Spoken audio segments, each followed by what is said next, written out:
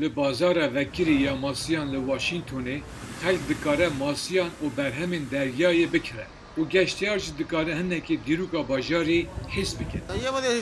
Ez 16 sala li virim, ez hatim li kar bigerim û min peyda kir. Li vir her tişt pir xweş e. û gelek Spanîk tên masiya bikirin, ew li vir dikirin, cihê masiyan jî paqij dikin. Ji sala 1850 êre ve bazara masiyan ya şaredariyê li Washingtonê yek ji kevintirîn bazarên berhemên deryayê ye ku berdevam dixebite li Amerîkayê.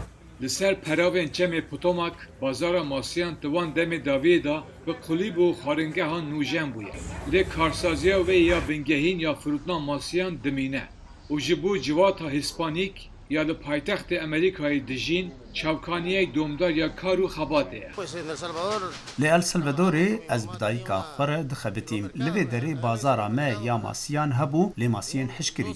Marvin Gonzalez zêdetirî 10 salan e lêre dixebite. Ev dibêje ku bikirên vî yên pirêkopek hene û ew dizane kooperasî ew çi dixwaze. Ev 14 sal ez kevjala ve dikim.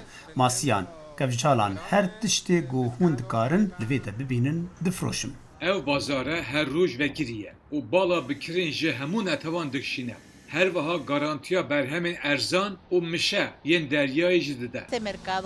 Li bazarên din tişt gelinek bu hatire û ez nikarim tiştê ku ez dixwazim peyda bikim. Ez hatime vir ku hinek masî û berhemên din bikirim.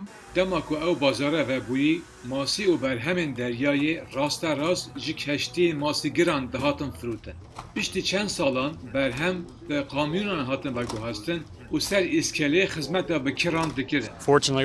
Gelek kiryarên me yên berdevam û girêdayê me hene û em li herî me ke gelek başin. Me di sala 1934 da dest pê kir û wê demê wî nedikarî hemû vê pêşbînî bikin. Lê mirovên beriya me pir xebtêne. Ew bazara masiyan wekî nîşanek dîrokî tê dîtin. Lê lêre dîrokek fermî nîne. Bazara serketî li vê beşa Washingtonê carek din xwe nûjen dike. Raporta Carolina Valadres, Jet Ozel, Dengê Amerîka.